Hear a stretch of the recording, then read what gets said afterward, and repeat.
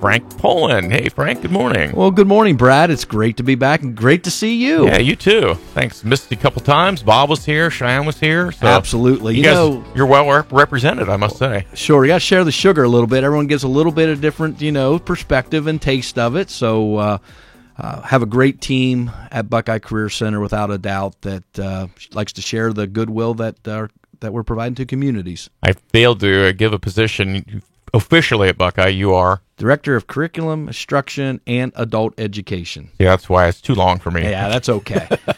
Titles don't mean a whole lot. It's the work you do behind them, right, Brad? That is true. I like that.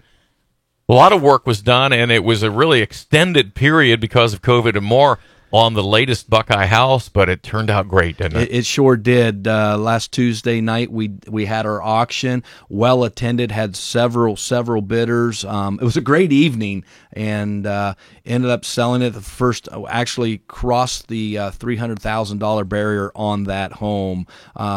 What a great project for our students. I mean, you talk about lab space, real life, if you will. Yeah. So the idea of that, Brad, is probably in a 2-year junior, senior kid, they get a whole house experience. And it was neat because I live in the area in the open houses, and many of the students came to view their work or show their parents or grandparents or whoever it may be. And one young lady just last Sunday, right before the sale, I was out front there doing some yard work and things along that lines. I think that my wife was sitting on the porch drinking a nice cold water, and I was out, weeding and stuff like that. Right? And how it works, Sure, Brad? absolutely, okay. yeah. And no, but she yelled across. I asked her what she thought. She said, "Oh, it's beautiful," and to tell the instructor thanks and say hello. Those things are just really neat. But it was a great sale. Ended up, I think $317. Brad is what it went through. I think that'd make the neighbors happy. It's a great home. What most people don't understand is, I think when you build a home, isn't it about if you have $200,000 in materials, that you got to pay for labor on top of that. Right. So you're not getting that house for $200,000. So when you're talking materials alone, and the craftsmanship's outstanding, it really is. Mm-hmm. Well, you obviously have the students who are involved in this deeply, but so many the instructors, and then so many surrounding companies that help out with that too. Yeah, this year in particular, 2 companies really stepped up. That was North Star Metals, who donated our metal roof. It's the only house in that area with a metal roof. There's one a couple streets back, but it looks phenomenal. Mm-hmm. And then Provia, who did the windows and doors. So great investments in their communities. Those companies giving back, and those are just tremendous opportunities, and opportunities for students then. Hey, they come and look at the work, and when they have openings, that puts them right up at the top of the list. Right. Is the plan now to start the next semester with plans for a new home? Yeah. Actually, we were to have a meeting today, but it got pushed back due to another scheduling on a partner that we're looking to discuss with. Mm-hmm. But we'll break ground again in the fall as soon as the students return, and start from the ground up. So it'll be dug and either poured or laid walls, and here we go again. And non-COVID, it may be less than a 2-year full cycle. So we're excited about it. I guess that's the exclamation point of that project, is you fought through that entire period and still came out with a great home. Yeah, it was certainly different, unique experience, one that we hope we don't have to experience again. But Brad, with all that said, there were so many things that we all learned. And maybe some things we become much more efficient in doing, whether that be the use of technology, how we organized our days, whatever it may be. So my idea is to take the good things that we did learn, and let's not just put those back. There's so many different ways. Education's not a race. I say that a lot. You're going to be a continuous learner, and there were some hardships, of course. But ultimately, the goal is any challenges you face, you want to come out better from them. Well, and I'm like you. I can hope we can say, well, we don't have to wear the mask and do the social distancing, but we learned how to do this and that. No question. Well, tell me about summer recruiting. That sounds weird. No, but Who do we need? Who do we need to come into the school? Well, I tell you, any incoming junior or senior that may still be on the fence, they still have an opportunity to join any of our 30-plus programs. But, boy, right now, adults, this is the time for full-time programming. Yeah. Funding opportunities through our partnerships are available. And here locally, and we sent about 90,000 brochures here with all of our full-time course offerings that have the part-time and full-time programs. A lot of new opportunities. A group came to us and said, hey, they're dog groomers. Mm-hmm. And said we often have to fix when people try to cut their own dog's hair. Probably the COVID impact, right? Right. We were all cutting our hair at home, and if anyone knows me, that they know that probably wouldn't be real hard. Didn't take too long, right? Yeah, but they're like, hey, we would like to show people how to maintain their dogs. Yeah. So Mr. Rippeth, Steve Rippeth, our assistant director, went and sat with a group that said, hey, you can't believe how many calls are coming in that people want to learn how to properly shampoo their dog or whatever it may be. They'll be using their own animal and just things like that. So we do have some new and exciting, a few more in the manufacturing realm. And most importantly, one thing that's pretty interesting is the adult diploma. State of Ohio several years ago came up with two types of a diploma that you could earn as an adult. We've always had the GED program. But they came out, there's an adult diploma, and then there's an adult diploma 22 plus. Okay? Adult diploma 22 plus is what QDA does do. You meet the academic requirements of the time that you graduated, and you get a locally defined diploma. Mm-hmm. So if you graduated in 1970, here are the requirements you needed. This is the courses you have to take. Okay. But that's academic involved. Right. So we have applied for and are approved to be an adult diploma provider, which is based on a skill level. So you do not have to go back and take English and math and things along that lines. You earn an industry credential, and then that applies and allows you to get your diploma. And it's a state of Ohio issued diploma.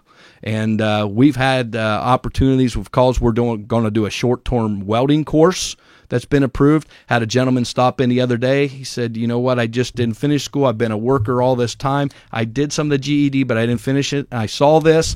Great opportunity. Nail tech's another one. EMT's another one that we're offering right now. And phlebotomy is another one. And as we grow these, there's a list that we can choose from that has training. So, and then you have your diploma. And most important, I believe that is at no cost. Wow, so yeah. That's an opportunity if, but you do have to be 22. You can't, drop out of school if you're if a high school senior right now and then come and enroll in that. You have to be 22 to do either one of those programs. That's the 22 plus part that we're looking at. Either the adult diploma or adult diploma 22 plus is both 22 years of age and older. Yeah, we're looking for somebody who's been working for a while, and wishes they had finished. Absolutely, and just. Sometimes, and we've probably all know people, we've had family members, it becomes a, life got in the way or whatever it may have been. And, I just always wanted to do that. It's a pride factor or something along that lines. And I take my hat off because I understand that side of it. Been there and have family members that have gone through that. Sure. So what else is going on in the summer at Buckeye Career Center? I tell you, there's always something going on, as you know, Brad. Yeah. And right now, visitors would come in. Everything's channeling through our adult ed office because we were replacing a lot with air quality, as you the COVID implications and things along that line. So scrubbers and things along that line just purify the air on a continuous basis, which if you do any research and study, one, is better for your health, but two, it's better for your learning. And so those types of things that are going on, we're replacing some ceiling tiles and lights and being more efficient, doing some parking lot work. Our custodians and maintenance crew are just doing a great job. We hire some summer workers, many of them that are students of Buckeye Career Center, and they take care of the building and grounds. And it's just constant. So because it won't be real long here, mid-August, we'll be back with close to 1,000 students running it through again. And we're going to start this year full face-to-face? That is the absolute plan. you always got whatever, knock on wood, I'll bang my head or whatever it may be, but that would be the plan, that we would be a full normal return at this point. Here's a question that you may not know the answer to. Will there ever be a snow day again because of the ability to distance learn? That has always been a discussion, but pretty much every district did that. I mean, across the state, there are, besides just the learning, there are other things that go into that, because when people are like, oh, snow day, well, but there are other people that maybe maintenance and all these that have to report, and there's just there could be. I mean, the state, they're not going to I think that's going to be a local control, I guess, is the best way to answer that. Yeah. I did see a couple of schools last year that took a snow day rather than a learning day, and maybe that was part of the reason. Right. So, well, I always looked forward to snow days myself. Well, Brad, way back in the day when we were kids, I would remember getting up, and there wasn't all-call systems. There wasn't the all-text systems, and there wasn't 24-hour news. No. You'd get up, and locally here, and if I could say, it was cable TV too. Oh, okay. Yeah. And you would watch, and I think it was like Tim Torelli, and prior to that, maybe even Denny Henke. Yeah. To bring back, and you'd sit there and watch him in a little box.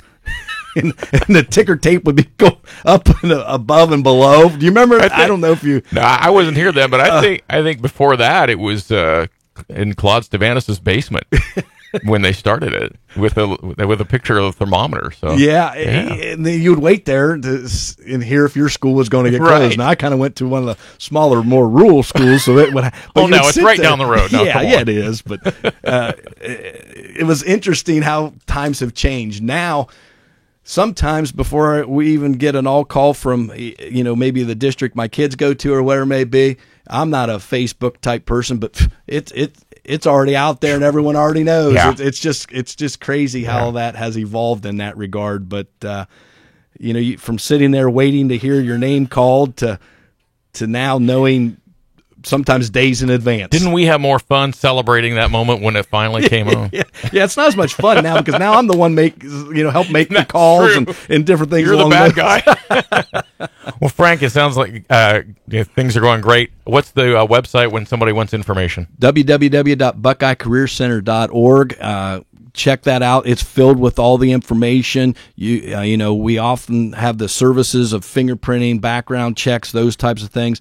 330-339-2288. Office hours in the summer are Monday through Thursday. Okay. The building is actually closed on Friday. All right. Well, we thank you for taking time in. Your schedule today. Maybe you'll be back next month. Maybe it'll be Bob. Maybe it'll be somebody else. Brad, it's always a pleasure. Thanks a lot. Frank Poland, Buckeye Career Center.